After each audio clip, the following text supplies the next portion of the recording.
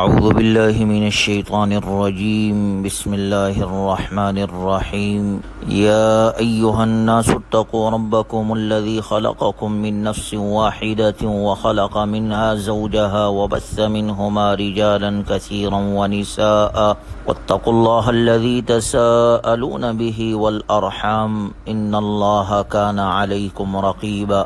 یہ سورہ نساء ہے جو 175 آیات اور 24 رکوعات پر مشتمل ہے۔ چونکہ اس صورت مبارکہ میں ایسے احکام کثرت سے بیان ہوئے ہیں جو کہ خواتین سے تعلق رکھتے ہیں، اس لیے اسے سورہ نساء کا نام دیا گیا ہے۔ اس آیت مبارکہ میں یا ایہا الناس کہہ کر سارے انسانوں کو مخاطب بنا کر کہا گیا ہے کہ اللہ کا تقوی اختیار کرو۔ تقوی کا پہلا درجہ شرک سے بچنا اور عقیدہ توحید کو اختیار کرنا ہے، اور دوسرا درجہ اللہ تعالیٰ کی مرضیات پر عمل کرنا ہے اور منہیات سے بچنا ہے۔ خلقکم من نفس واحدہ، جس نے تمہیں ایک جان سے پیدا کیا ہے۔ سارے انسانوں کو ایک ہی جان یعنی آدم علیہ السلام سے پیدا کیا گیا ہے، اور یہی چیز نوع انسانی کی وحدت کی بنیاد ہے۔ پوری دنیا کے لوگ ایک ہی خاندان اور کنبے کے مختلف افراد ہے۔ محض رنگ اور نسل کی بنیاد پر نہ کوئی اعلیٰ ہے نہ کوئی ادنا ہے، بلکہ سب کے سب برابر ہیں۔ واتقوا اللہ الذی تساءلون بہ والارحام، اور اللہ سے ڈرو جس کا واسطہ دے کر تم ایک دوسرے سے اپنے حقوق مانگتے ہو۔ جب دنیا میں لوگ ایک دوسرے سے اپنے حقوق کا مطالبہ کرتے ہیں تو بکثرت یہ کہتے ہیں خدا کے واسطے مجھے میرا حق دے دو۔ آیت کا مطلب یہ ہے کہ جب تم اپنے حقوق کے لیے اللہ کا واسطہ دیتے ہو تو دوسروں کا حق ادا کرنے میں بھی اللہ سے ڈرو اور لوگوں کے حقوق پورے ادا کرو۔ والارحام، اور رشتہ داریوں کی حق تلفی سے ڈرو۔ ارحام رحم کی جمع ہے۔ عربی میں رحم بچہ دانی کو کہا جاتا ہے جس کے اندر ماں کے پیٹ میں بچہ رہتا ہے۔ پھر یہ کلمہ مطلقاً رشتہ داری کے تعلقات کے لیے استعمال ہونے لگا۔ زمانہ اسلام سے پہلے بھی اہل عرب کے نزدیک رشتہ داری کے تعلقات باقی رکھنا اور انہیں خوبی کے ساتھ نبھانا بہت اہم کام تھا۔ تعلقات باقی رکھنے کو صلہ رحمی اور تعلقات توڑ دینے کو قطع رحمی کہتے ہیں۔ اسلام نے بھی اس کی اہمیت کو باقی رکھا، صلہ رحمی پر بڑے اجر و ثواب کا وعدہ فرمایا اور قطع رحمی پر وعید بیان فرمائی۔ بخاری شریف میں حضرت انس رضی اللہ تعالیٰ عنہ سے روایت ہے کہ رسول اللہ صلی اللہ علیہ وسلم نے ارشاد فرمایا کہ جس کو پسند ہو کہ اس کا رزق زیادہ کر دیا جائے اور اس کی عمر بڑھا دی جائے تو اسے چاہیے کہ صلہ رحمی کرے۔ اپنے قرابت داروں سے، رشتہ داروں سے ملنا جلنا اور شریعت کے قوانین کی پابندی کرتے ہوئے آنا جانا، لینا دینا، یہ سب صلہ رحمی میں شامل ہے۔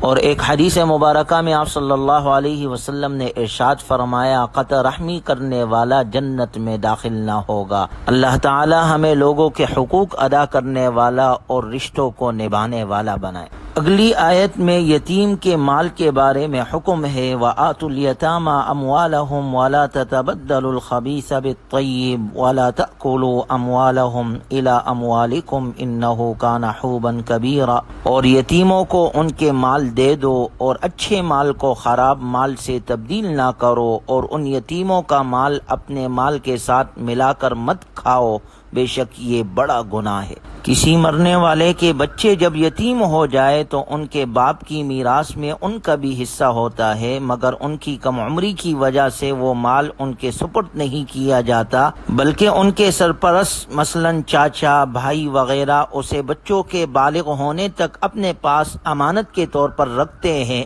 اس آیت مبارکہ میں ایسے سرپرستوں کو 3 ہدایات دی گئی ہے۔ ایک یہ کہ جب بچے بالغ اور سمجھدار ہو جائے تو ان کی امانت دیانتداری کے ساتھ ان کو حوالے کر دو۔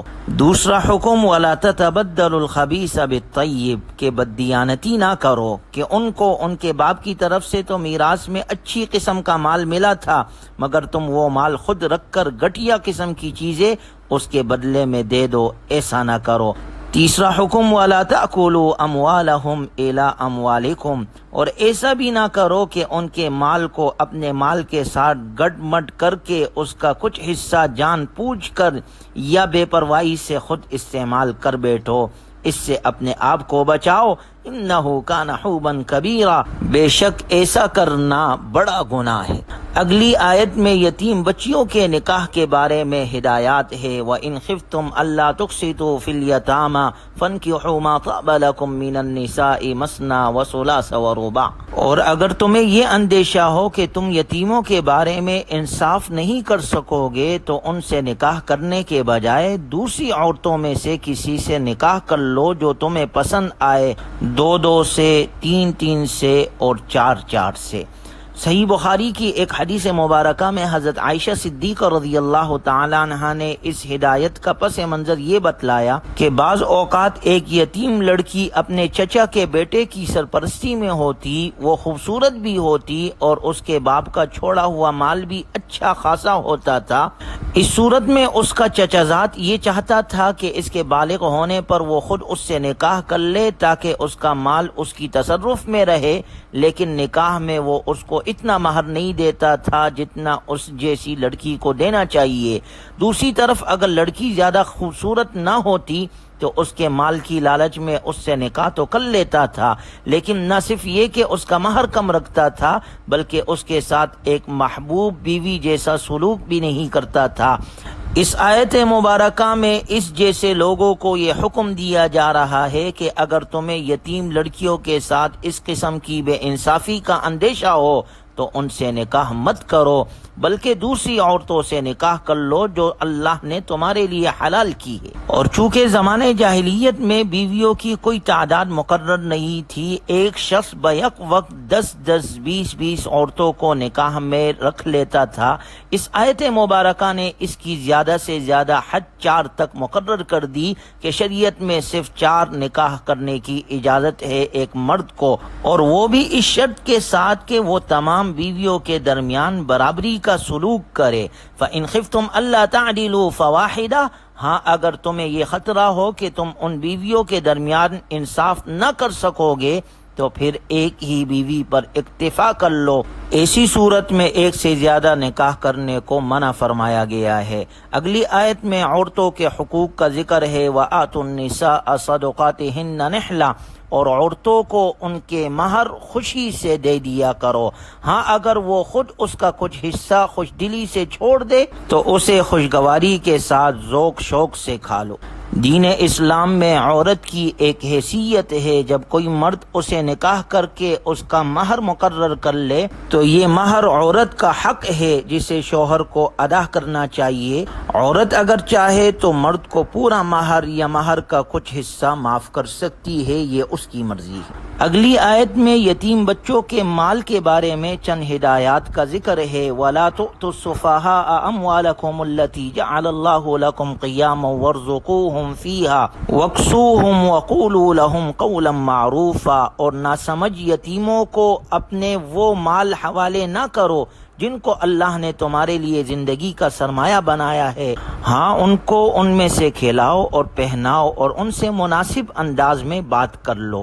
یتیموں کے سرپرستوں کی ذمہ داریاں بیان کی جا رہی ہے کہ ایک طرف تو انہیں یتیموں کے مال کو امانت سمجھ کر انتہائی احتیاط سے کام لینا ہے، دوسری طرف یہ بھی خیال رکھنا ہے کہ یتیموں کا پیسہ ایسے وقت ان کے حوالے کیا جائے جب ان میں روپیے اور پیسے کی ٹھیک دیکھ بھال کی سمجھداری اور اسے صحیح مصرف میں خرچ کرنے کا سلیقہ آ چکا ہو۔ جب تک وہ ناسمجھ ہے تو ان کا مال ان کی تحویل میں نہیں دینا چاہیے، اور اگر وہ خود مطالبہ کرے کہ ان کا مال ان کے حوالے کر دیا جائے تو انہیں مناسب انداز میں سمجھا دینا چاہیے۔ اگلی آیت میں اسی اصول کو مزید واضح کرتے ہوئے فرمایا گیا، وقتاً فوقتاً ان یتیم بچوں کو آزماتے رہنا چاہیے کہ آیا وہ اتنے سمجھدار ہو گئے ہیں کہ انہیں اپنے مال کے صحیح استعمال کا سلیقہ آ گیا ہے۔ فَإِنْ آنَسْتُم مِّنْهُمْ رُشْدًا فَادْفَعُوا إِلَيْهِمْ أَمْوَالَهُمْ، پھر اگر تم یہ محسوس کرو کہ ان میں سمجھداری آ چکی ہے تو ان کے مال انہی کے حوالے کر دو۔ فَإِذَا دَفَعْتُمْ إِلَيْهِمْ أَمْوَالَهُمْ فَأَشْهِدُوا عَلَيْهِمْ وَكَفَى بِاللَّهِ حَسِيبًا، پھر جب تم ان کے مال انہیں دو تو ان پر گواہ بنا لو اور اللہ حساب لینے کے لیے کافی ہے۔ اللہ تعالی ہمیں صحیح طور پر حقوق اللہ اور حقوق العباد ادا کرنے کی توفیق نصیب فرمائے۔ وآخر دعوانا ان الحمد للہ رب العالمین.